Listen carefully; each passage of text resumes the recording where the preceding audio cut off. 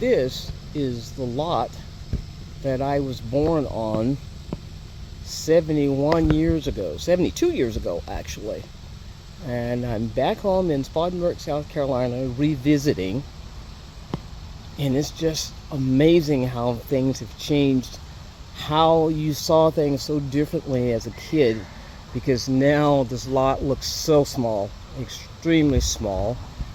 This is a tree that I climbed I don't know how many times, and my grandmother would always yell at us for climbing it because at the time it was so small she was afraid we were going to break it. Well, I don't think she needs to worry about that anymore. But it's just all so different, and I haven't been back here in 48 years. Yeah, 48 years. It's just, you said you never can go home again. You can visit, but it's not the same. Hi. Here's Spartanburg, South Carolina, which is my hometown where I grew up, and I'm back here to visit. And I'm just reliving some of the old memories here. This, at the time back in '65, used to be Silver's 5 and dime 10-cent store.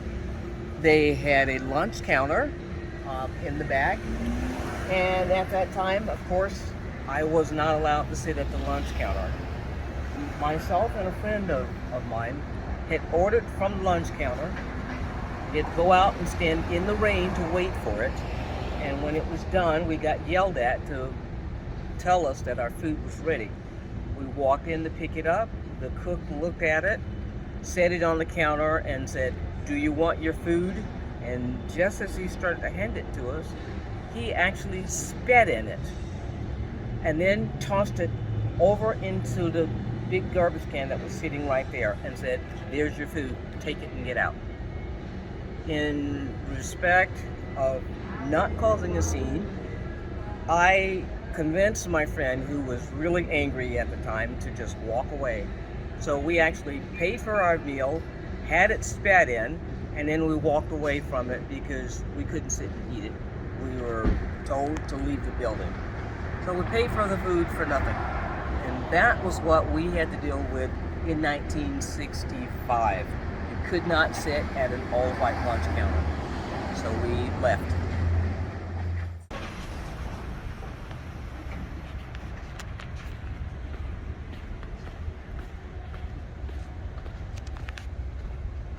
Hi, I'm still here in my hometown of Spartanburg, and this was another landmark. This used to be the State Theater, which was an all-white theater. Blacks were not allowed to come to this theater at all. This is where all of the Disney movies came to. Cinderella, Snow White, Sleeping Beauty, all of the movies that kids would thoroughly love to see, we were not allowed. White-only theater, and we could never come here. So yeah, I got to be an adult before I actually got to see any of the Walt Disney movies. But this was a theater where all the good shows came to, and me and so many other black children missed out on it because it was segregated and we couldn't come to the theater. Thank goodness somebody had sense enough to do away with segregation. Otherwise, we would still have segregated, but we don't anymore, and that's a good thing.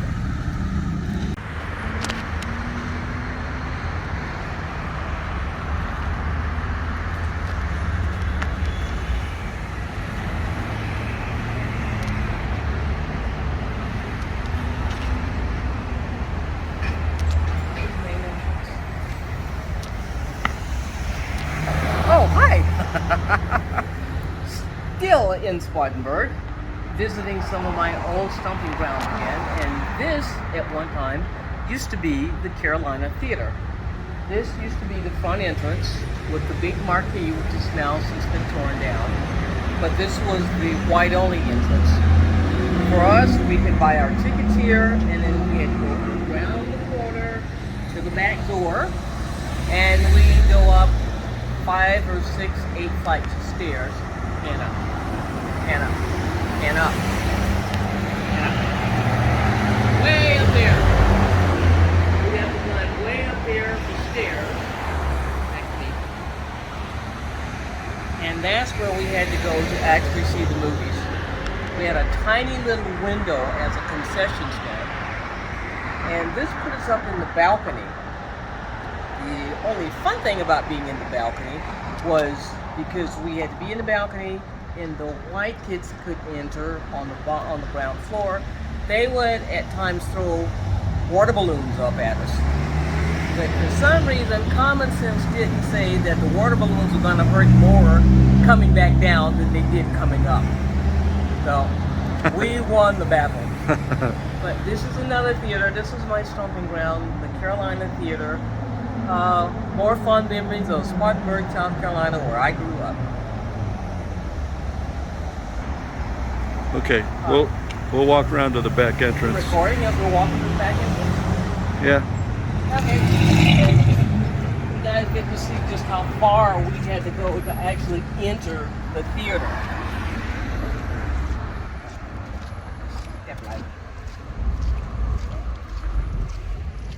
There's so much that has changed in the years since I've been here. I haven't been here since 1975, 48 years ago. Some things have changed for the better, some things haven't changed at all.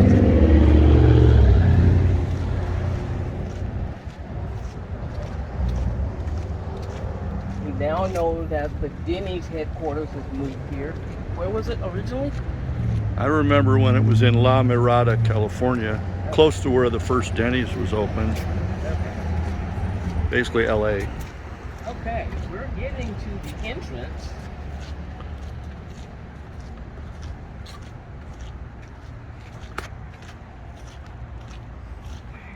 And this is the entrance where, at the time, coloreds could get into the theater. From there, we climbed about 5 or 6 flights of stairs, and you can see way up there. That's what we had to go to. So you can see the stairway inside here. Yep. Part of it, anyway. So. Again, those were the good old days. Yeah. However, I'm glad they've changed. Yep.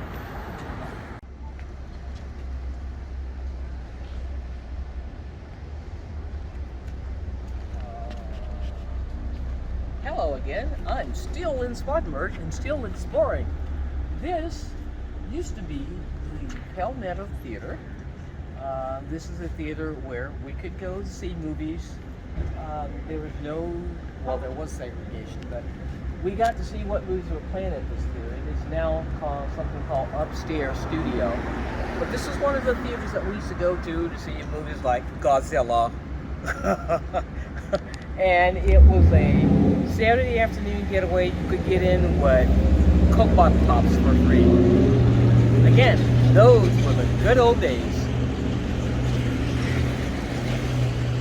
Isn't this the one you had to come in the side entrance? Yeah, we did have to go in the side entrance because Okay. this was the white entrance, and we'd have to go around to.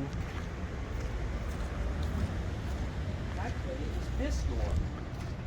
That door to enter and go up probably just a couple of flights of stairs. But it was a good time to get away on a Saturday or doing summer. Coke bottle tops got you in for free. Yeah. Those were the good old days. Yep. And so this is more or less across the street from where the State Theater was. Where I couldn't go because it was a white-only theater. Right. Well, as you may have guessed, I am still in Spartanburg, South Carolina. This was my neighborhood grocery store, Collins Avenue Grocery, where we come up here on a daily basis, pretty much.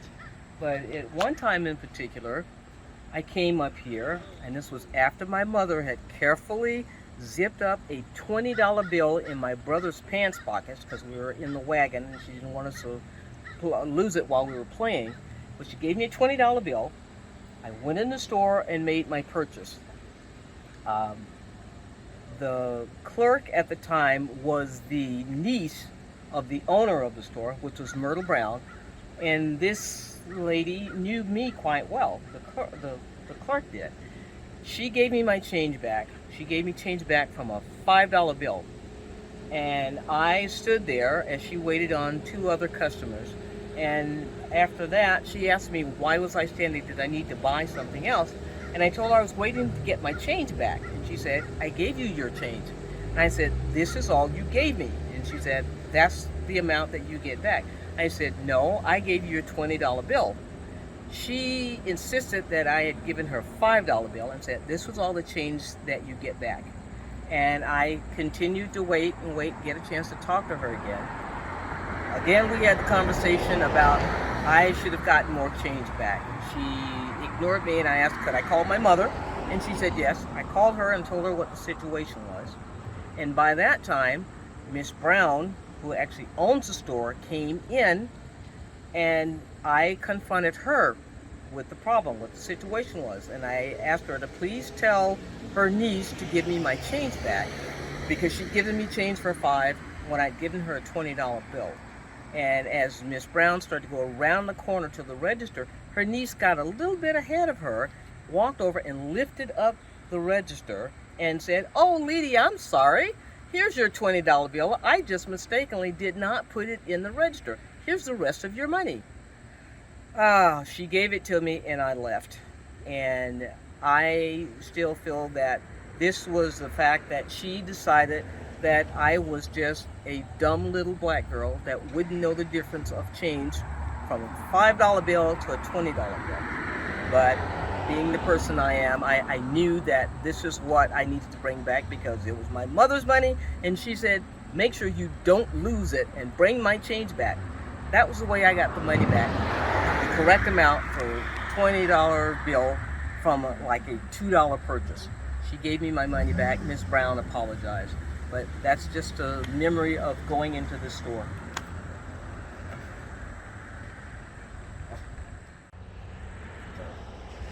Still in Spartanburg, South Carolina, sightseeing for the last day while we're here, and I'm at Duncan Park Historical Baseball Field, and this was my first introduction to baseball.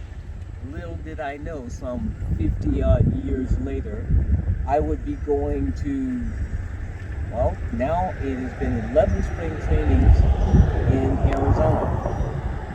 But I spent a lot of nights here during the summer with nothing to do but come and hang out at the baseball field. I guess I was destined to end up learning to like baseball, and for a lot of the good times I've had here and at spring training, it's been a good thing. You can cut that anytime now. Okay, I'm just gonna pan over the whole. We're standing obviously behind the stadium, so you don't get a great shot of the field, but it's a Sunday, so everything's closed up and no game today. And there's no game. Okay.